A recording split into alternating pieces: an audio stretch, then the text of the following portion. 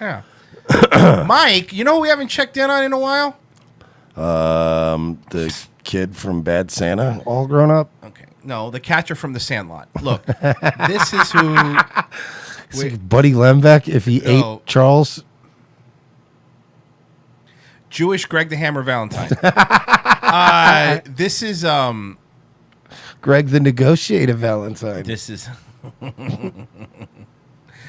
This is a... We watch a lot of Lilly Singh stuff, right? Because we hate ourselves and we just are just terrible, terrible, terrible people. And this was something that I thought we should play. The thing that, you know, Lilly doesn't get a lot of credit for, Mike? Being a good interviewer. Well, it's because she's not a good interviewer, Royce. It's probably why. It's the main reason. That's probably right. Apparently, she had this thing Fortune Feimster. Who's Fortune Feimster? How would I know that, Royce? Why would I know that? Why are you mad at me? Relax. I'm mad at you for even asking me that question. You're like, well, who is that? All right, Fortune Feimster is Emily Fortune Feimster is an American writer, comedian, and actress. Feimster made her television debut on NBC's Last Comic Standing. Between 2015 and 2017, she starred as Colette on the Mindy Project. I think she was on the show Last Comic Standing with bouts of occasional sitting. I got to sit down once in a while. Okay, she was actually on the spin-off show Last Comic Apnea. Let's play it. Let's see the interview skills. These are just, Mike, two funny broads just going back and forth. The news can be pretty hard to read these days. Yeah. Now, and I know it's important to... You know what I would do if I was her right there, right off the bat? The news could be pretty hard to read. Are you setting up a bit? What are you doing? I came here to promote my Are you setting up a bit? You're setting up a bit right now? You're setting up a bit. Hey, she's setting up a bit. All right, let's hear what Frankie, what Ralphie May has to say. It's not Ralphie May. Man, hard to read these. I'm all here with Lilly Singh, yo. I prefer Ralphie's fake black accent to Lily's. To read these days. Yeah. Now, and I know it's important to keep up with current events, even if it can be depressing. So it's time for another edition of Sad News. This is... You could run the show on Fiverr. You're absolutely... You could. Of course you can. You could run the show on Fiverr. Yeah. This show looks like an early Ustream podcast. Yes, but like back, like when you'd have like one on there that was taking it really seriously, and you'd be like, "Wait, why are you on Ustream?" Lilly Singh should be on Blog Talk Radio. Exactly. So we're gonna read some real headlines. I repeat, these are absolutely Totally real. And wait, so she's doing the bit that Leno stole from Letterman? Yeah, they did that. That's called headlines. And as always, brace yourself because these are really very sad. This is ridiculous. Lilly. You're stealing headlines from me, which is clearly mine because I stole it from Steve Allen. Yeah. So I want it. Leno's hiding in her closet. Just right, taking angry notes. Yeah. I'll call Dick Ebersol. I still have his phone number. He no longer works here. He's just calling Dick. Why are you calling I'm him? not there anymore. I told you I've been dead for years, Jay. I've been dead since 1997. Stop calling me. Did you, Daniel? Sad news. The North Pole's Christmas and Ice was canceled. Oh, he's still alive. I'm sorry. Is he? Dick Ebersol is still alive. Hey, we apologize to Dick Ebersol's family. I was actually thinking of Brandon Tartikoff. There you go. Our apologies to the Ebersol family. And the Tartikoff families. Yes. Bad news. The North Pole's Christmas and Ice was canceled due to lack of ice.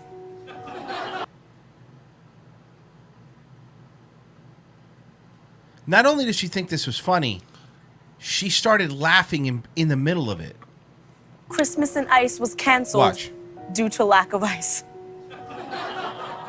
Sad news. A nude man was arrested after being found in a chicken coop.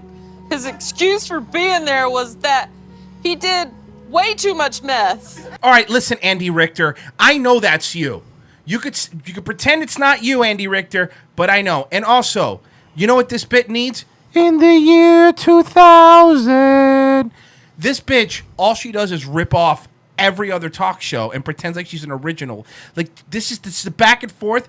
All right. What are you going to Fark.com and reading wacky headlines? To be fair, you're not giving him a chance. And I am. I'd like to hear what Dr. Steve Creme Brulee has to say. Come on, man. That's not fair. You big dummy.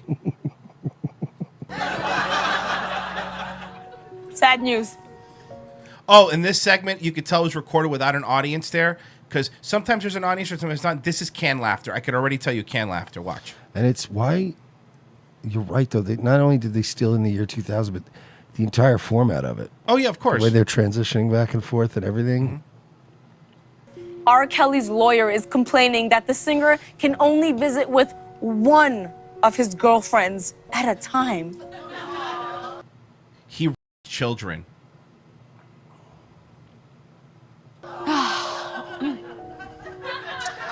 Sad news. German piglets were given a chance to defend their rights in court to stop themselves from being neutered. And one of them went to Last Common Standing, is sitting here right now. Can they talk? Can they? The riffing, they're good at riffing. I don't know. And why does this kid from Bad Santa also dress like they're unveiling a new Apple device? It's everything about this. She looks like she works at a Genius bar. She looks like she's about to shoot Tony Soprano with that jacket on. They do that. She looks like TJ Miller. She looks like Bruce Valanche, but she's dressed like Eugene Pontecorvo, and I don't like it. It's bugging me. She looks like Bruce Hidden Valley Ranch. In my brain, it's adorable. Sad news. A man too intoxicated to work his steak and shake shift robbed the restaurant instead. Why are these funny? Well, it's funny because poverty's hilarious, right? No, it's not even that. They're going to this. She sounds like she's going to Prep Burger. Well, it is Prep Burger. And just reading the headlines and laughing at them. That's all they're doing. They're doing News of the Weird. Remember News of the Weird? Yeah, but normally you would like there's some times we get stories that we're like, wow, that's a great, but then we read the story and go, oh, it's because of this. But she's basically your mom on Facebook who just reads the titles of something and shares it. She's also, what I like about it is like, all right, people like Maury Povich, people like Jerry Springer, Steve Wilkos, these are all guys that have a rich, dedicated history of exploiting poor people and their hilarious drug-fueled mistakes for profit. But they always do it under this guise of like, this sort of Dr. Phil sort of, I care. Like at the end of the show, we're going to give you some Sam's Club gift cards, and a month of family therapy because we care. Whereas now it's like these people just read stories of like, so this guy who worked at a Steak and Shake, right? Obviously unstable, drunk, and probably had mental problems and substance abuse issues. So he decided to rob the place he was supposed to go to work at because he obviously has really terrible mental health issues and probably was raised in a home where that's normal behavior. Yeah, what I said was we have Dr. Pepsi, add the Dr. Pepper. Is that fine? There's no Mr. Pibb. Thank you. Just add the laughs later. Relatable, y'all. How is it relatable? You're a multimillionaire who's bragged on being on a selective app and you live in a mansion. How is this relatable? You've never had a real job in your life. You've been groomed to do this. There is this weird, you're right. How is this relatable? To who does this relatable to? She just says things that white women say in comment sections of posts. Girl. But it's not relatable. Like, to be honest with you. OMG, this is so me. But that's the thing, like, relatable is like you watch the Joker movie and you go, I've had times where I felt like I was... I've had times where I wanted to kill Robert De Niro. The world was a terrible place. And you find like little moments in a movie where you go, wow, I relate to that little moment there. But like, we're meme culture now. Now it's like, oh my God, robbing sticking a gun in somebody's face and while they're terrified on their $9 an hour shift so I can take their money. Relatable. And you're like, that doesn't sound relatable at all. And by the way, I've done some shady shit back in the day to survive. Never in my life have I ever been like, all right, so check it out. We'll go in there. I'll stick a gun in that bitch's face. and we'll get the money. Like, it's never come to that. Yeah, it's kind of not relatable. Yeah, this isn't an Eminem song.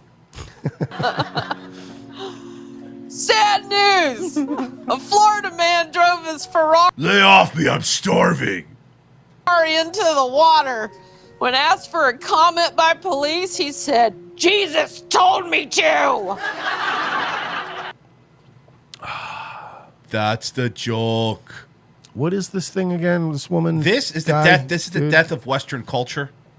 This is the death of comedy. This is what happens when you allow women to run the show.